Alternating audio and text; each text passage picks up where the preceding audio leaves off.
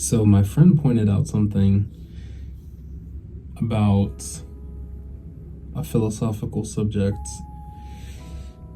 and it really struck my attention today. I think it's been on my mind pretty much the entire day, because I started off super slowly this morning, so lethargic. Like my style? Hit the subscribe button so you don't miss any future videos. Even though I had to get up early to work, I still felt like I wasn't really able to get into a good working rhythm until I had been up for about 6 hours. And I mean mentally. Physically I was working, but I'm not there mentally, Sometimes you're at the desk or you're at the site. You're there, you showed up, but you're not there, if that makes sense. And it wasn't until I had enough time, I guess, after those few hours to really think about what I had, heard from my friend, which kind of struck a certain nerve and kind of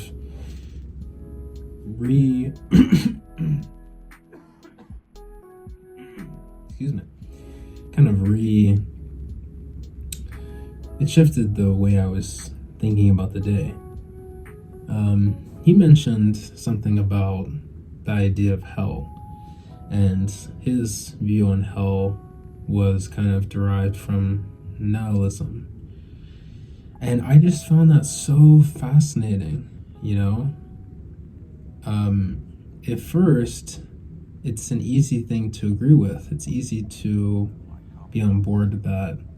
The idea perhaps that there's no overarching sense of purpose or meaning, and how perhaps getting lost in the vastness of life can be overwhelmingly painful or overwhelmingly lonely. And I don't know if that's exactly how he was interpreting it, but that's my kind of raw interpretation of the nihilistic philosophy. As a baseline, by the way, I don't mean for everybody's sub-philosophy can kind of be different. Some people are more optimistic, varying various levels of, just motivation within that.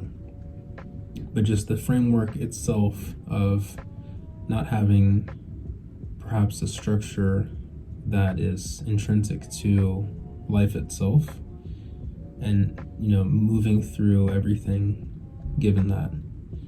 So his take was that this feels inherently painful in some sense.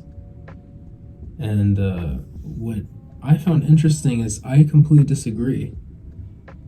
For me, the idea of hell is actually something far different. And I think what really got me to that realization was just being in that low energy state for so long this morning. Because you could argue that, low energy state, depressive state, could be nihilistic in some sense. But what's funny is that for me, that doesn't feel at all like hell. That feels like a baseline of life. That feels like a normal, just average feeling that is just everywhere. It's like that's kind of, in a way, a foundation that you can build off of. It's like if we do nothing, or perhaps the null is that we do nothing in life. We get by, we survive, we die, etc. Maybe we repopulate while we're at it. Sitting in bed, maybe it's just a piece of the puzzle. It's just something that we're probably going to do that at some point. And for me, it just feels like emotion. It doesn't feel like something that's inherently painful. Yes, it sucks because you may feel certain emotions that are tied to it, such as loneliness or boredom, or maybe even sickness in some way. But is that a hellish feeling? I don't know, maybe it depends on the extent, but for me, I would say no, not necessarily. I don't feel that in that state that I am reduced to pure agony or, any sort of more irritative or inflammatory type feeling. I don't feel like I'm dying either. I just feel like it just kind of sucks. It's just kind of shitty. But a lot of life is just kind of shitty, and a lot of life just sucks. So if that really is the baseline, and for me it kind of is, then everything else is up. It's like, if there's gonna be a few hours of every day where it just kind of sucks, then that's not really that bad of a thing. It's just like a consistency.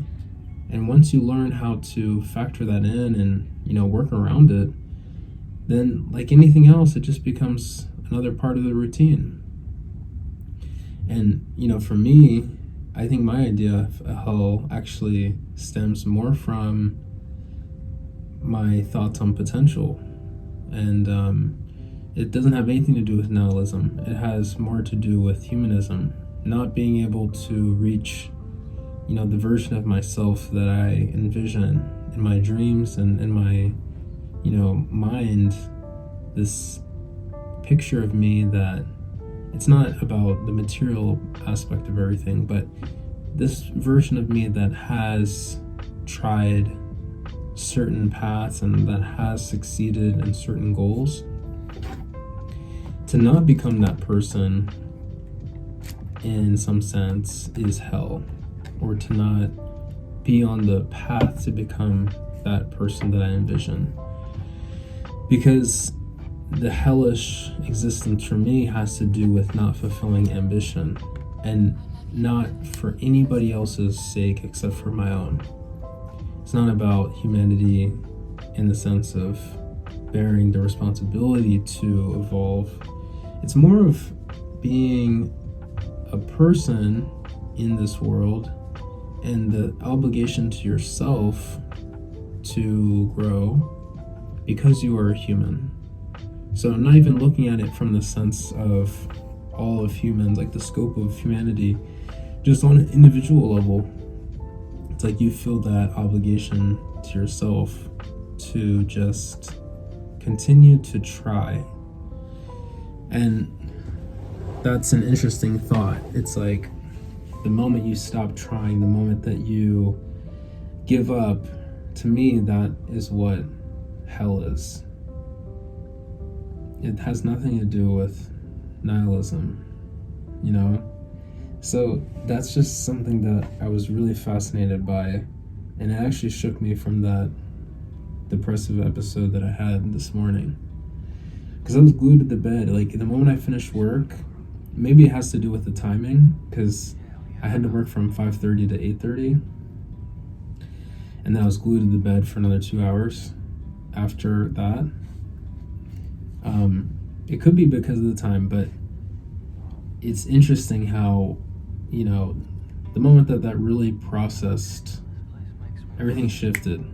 The rest of the day, I was kind of in a productive mode where, I was very eager to do tasks that could get me ahead for the week, such as go shopping, make sure I have food, make sure that I finally get started on some, small things I was procrastinating about, as well as, putting back in my mind certain responsibilities that I need to consider, such as finances and, that sort of thing. So it's a fascinating idea, and maybe everybody has a slightly different take.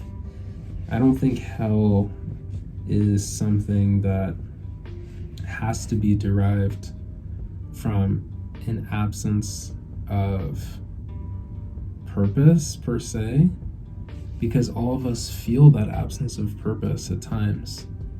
And that can be actually quite a comforting feeling. That can be a moment of escape, a moment of bliss. An absence of purpose can be watching a movie instead of working on something that you want to do, or something that you have to do, like homework.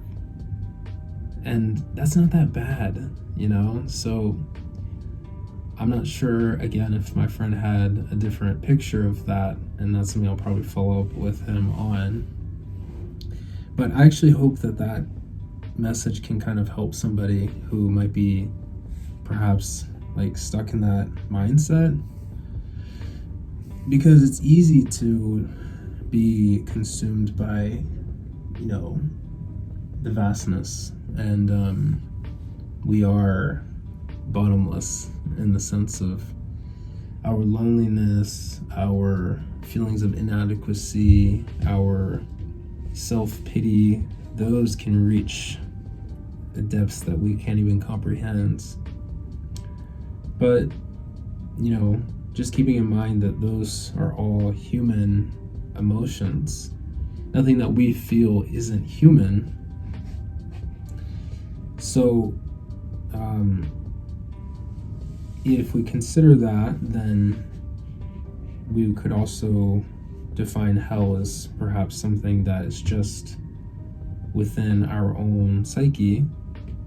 So I would try, if I were you, and if you're trying to conceptualize hell in a physical form, I would try to just think about it as something that is a bit more rare. I don't think that hell is something that would be felt so commonly and so normally.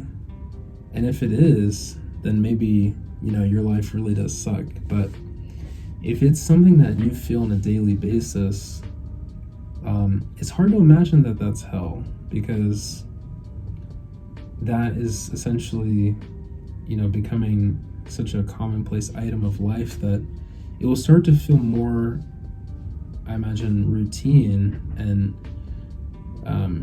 I think the feelings that we would typically associate with these ideas of heaven and hell are probably a bit more, you know, esoteric and maybe perhaps difficult to experience so frequently, because we characterize them in an extreme way, you know?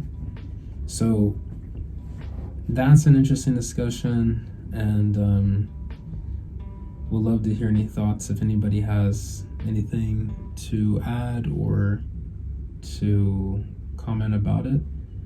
But in the meantime, just, you know, use your own experience to characterize these ideas.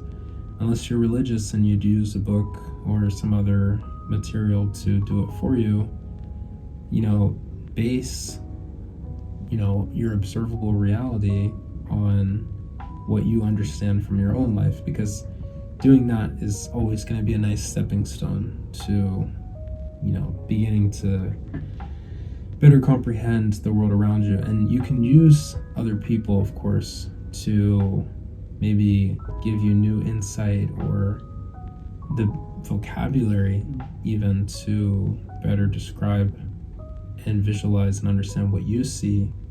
But I would always still refer back to your own life to make sense of, you know, whatever it is that you go through ultimately, be it good or bad, heaven or hell, light or dark, right? Anyways, wherever you are in the world, I hope you're doing well, and thanks for watching. So until the next one, peace.